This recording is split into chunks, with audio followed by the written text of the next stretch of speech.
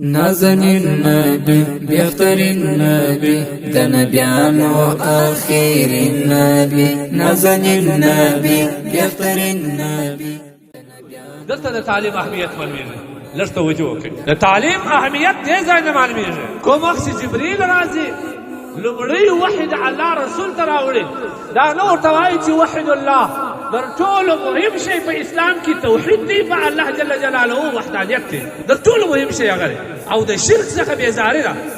دا په اسلام کې در ټولو مهم شی دی، لیکن د هغه پیغام نه ورکوي. د لمانځه پیغام نه ورکوي، د زکات پیغام نه ورکوي، د روژې پیغام نه ورکوي، وسیله رحمي پیغام نه ورکوي، د جهاد پیغام نه ورکوي. دا نه ورته وایي چې دا بوتان د مکې نه لرې کوي وغورځوه. اوله وار څه ورته وایي؟ اقرأ اقرأ.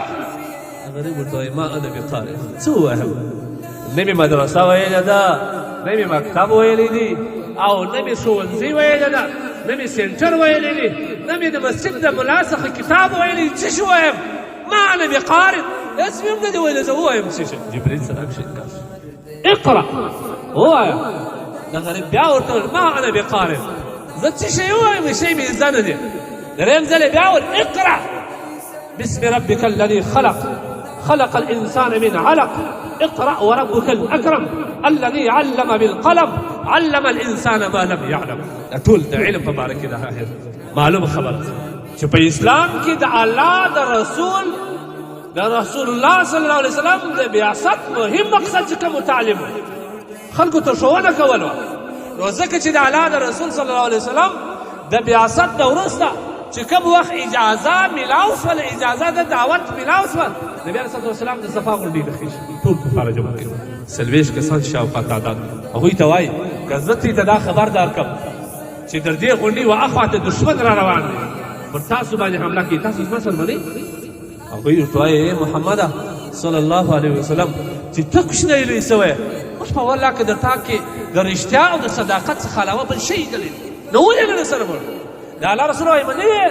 هغه وایي او وایي دا هم ومنئ چې الله یو دی، د الله جل جلاله رسول زه یم. ابو لهب ویل تبا لک یا محمد هلاکت دې وي تا ته، الهذا الذي جمعتنا. د دغه شي دپاره دې موږ د دغه درواغو دپاره علیاذ بالله تا موږ را جمع کړو. د دې ځای څخه ګورئ واورئ، د دې ځای څخه د اسلام پر ابلاغ باندې دعوت او دشمني شروع شوه.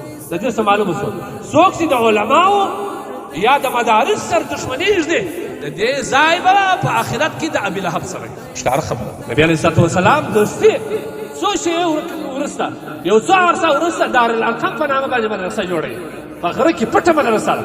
هلته کسان راځي ایمان دعوت کوي، د دې ځای سره خلکو تشکیل کېږي، د دې مدرسې سره خلکو تشکیل کېږي.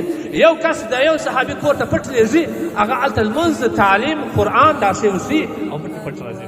دا د رقم په نامه باندې بیا د هجرت ما بعد چې کوم وخت مدینې منورې ته ځي د اصحاب صفه په نامه باندې ابو هریره رضی الله عنه د دې کیسه بیانوي. وایي اصحاب صفه یو مدرسه مدینه منوره مسجد نبوي کې یو چبوتره په دې باندې به موږ سره ناست تعلیم کوو.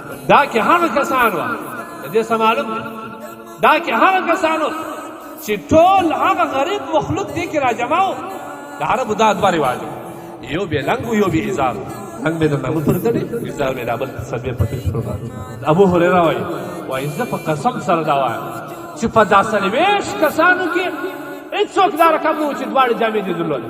چا به لنګ درلودې د نامه پورې بې تړلی و، بدن بې لس، چا به ازار درلودې در زنګنو پورې بې تړلی و، نور بدن. په ټوله مسجد نبوي په اصحاب صفو په شاګردانو کې یو کس دا رقم نه و چې هغه دې دواړه جامې درلودې. هغه ما بعده ابو هریره رضی الله عنه فرمایي دومره د مسکنه دوره زه به د مسجد نبوي په دروازه کې څو ځله بېهوش شوم.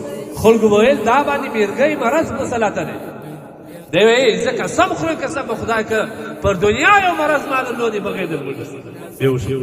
دا هغه د غربت زندګي و. خو دلته دا خلکو د صحابو خپل ټول عمر د الله د رسول صلی الله علیه وسلم ته وقف کړي. ګورئ په روایاتو کې دا زیات روایت چې کوم دي د حضرت ابو هریره رضی الله تعالی عنه روایت دې ټول ژوند د الله رسول ته وقف کړي، ځکه چې ډېر څه یې لاسته راوړل. نو لهذا موږ په اسلام کې د مدارسو غټ غټ تاریخونه لرو. او دا واورئ کوم قوم چې بې تعلیمه پاته سوی دی هغه قوم د جهالت په تاریکۍ کې زندګي کړې ده او تاریخ یې تر اوسه پر جهالت په تاریکۍ باندې شته باوري اولاد دین ته وقف کړي اولاد تعلیم ته وقف کړي دا شی دا ورسته لاسته راځي دا کښت لاسته راځي دا پیسې لاسته راځي دا ډوډۍ لاسته راځي دا موټر لاسته راځي ټول راځي والله که بیا د اولاد تعلیم در سره وخت